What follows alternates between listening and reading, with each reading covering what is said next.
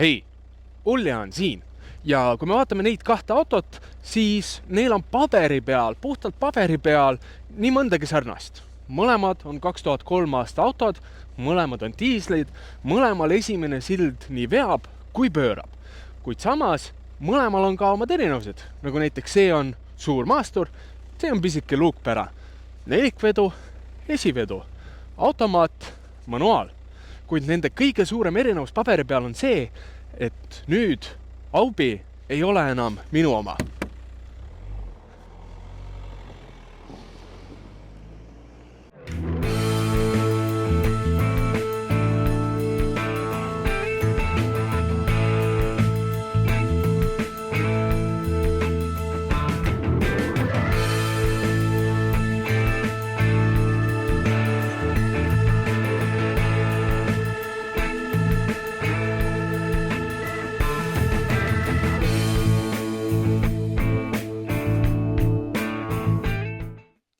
Jep, sa arvasid õigesti. Ma müüsin Aubi maha. Põhjus miks on see, et ta oli küll hea auto, ta oli mõeldud meile asendusautoks, aga nüüd, kui X5 natukene trikitab mul, siis tuli teda kasutada aina rohkem ja meie jaoks jääb ta praegu natukene väikseks, et lapsega käia kuskil ja tulevikus on ta veel väiksem. Nii et kuigi auto on päris hea, siis tuleb mul lihtsalt loobuda, sest et me ei mahu enam sinna sisse ära. Nüüd see sama Audi on, nagu ma olen korduvalt öelnud, väga hea auto. Meie perre, kui niimoodi tuli ta siis 2018 aastal ja esimeseks omanikuks oli minu ema. Ja ostsime ta Viljandi müügiplatsilt, 200 000 oli ta lees. Kui õige see on, ei tea, aga Saksast tulnud ja minu ema on esimene omanik siin Eestis ja tema sõitis selle autoga, nii palju kui ta sõitis, ja jäi väga rahule sellega. Auto ei jätnud kordagi teele, ta läks alati käima ja tal ei olnud mingisuguseid erilisi suuri probleeme. Nüüd mu ema ei ole eriline sõitja ja enamus nendest 30 000 kilomeetrist, mis sinna 5 aastaga tekkisid, tegin sinna mina. Kui mul mingisugune auto oli katki või kui ma ei usaldanud piisavalt enda autosid, siis see Audi oli go-to asenduspill. Alati töötas, alati viis kohale, 0 probleemi. Sai sellega käidud igal pool, isegi Lätis Rammsteini kontserdil. Ning ükskord veel, mu emale väga meeldis see auto, kuniks üks päev, kui auto oli pargitud, kellelegi paistis päike silma ja sõitis parklas õnnetult sellele Aubile tagumiku sisse, nii et kindlustus tähtis selle auto maha kanda. Küll aga me leidsime, et seal on autot küll ja veel, miks me peaks nagu selle auto täiesti maha kandma, kui me saaks selle ise korda teha. Nii et me võtsime kindlustuselt natukene väiksema valuraha, see aitas emal soetada siis uue auto ning Aubi jäi minu kätte.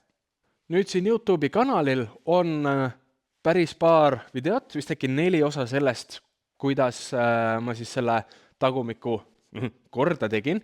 Ilmselgelt täiesti perfektseks ma ei saanud, ta oli ikkagi see bagass jäi lõmmi ja minu käes jäi veel see tulealune liist nii-öelda lopendama.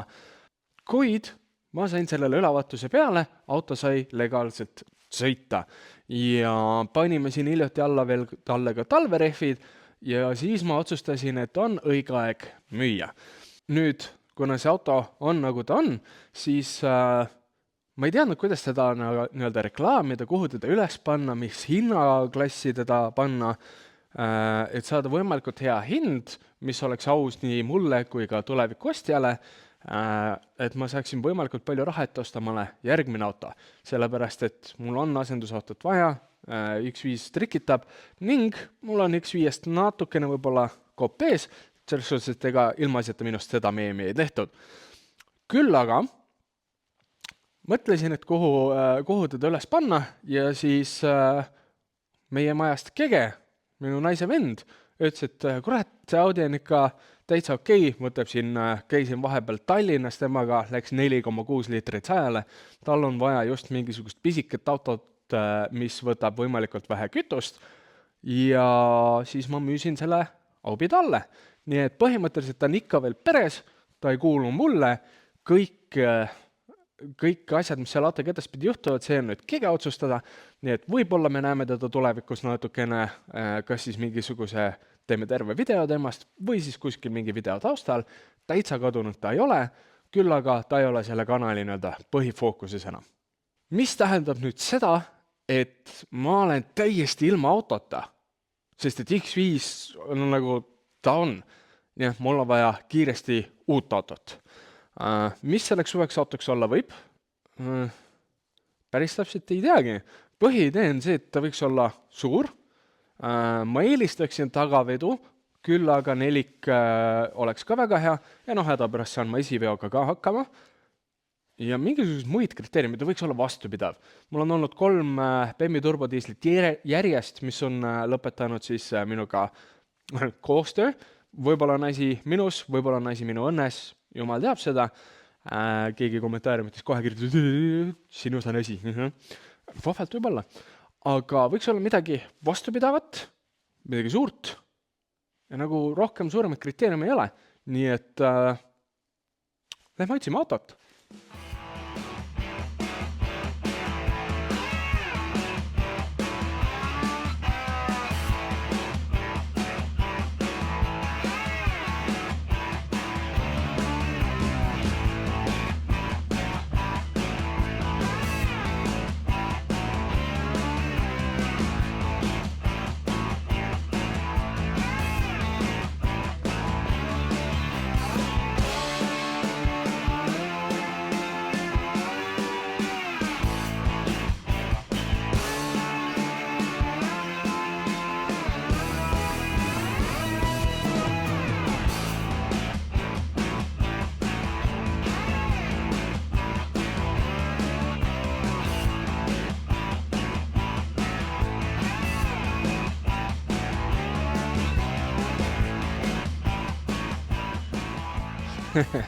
Okei. Tegelikkuses oli see, et ma hakkasin autoturgu, ma nii vana vaatan pidevalt Auto24 või Facebook Marketplace'i, nii saab näha, mis huvitavad asjad müügis on. Küll aga ma hakkasin mõtlema suurema auto ostmise peale juba enne, kui ma mõtlesin Aubi maha müüa. Ja siis ma üks päev vaatasin igasuguseid müügikuulutusi ning mulle jäi üks silma ja jäi ilgelt südant kripeldama. Ja nii väga tahtsin, ja kui mul tekkis see mõte, et peaks siis Aubi maha müüma, siis mingi moment mul oli Tallinnasse asja, suure lumetormiga sõitsin Aubiga sinna kohale, need talverehvid on imelised, hoidsid väga hästi seda autot tee peal.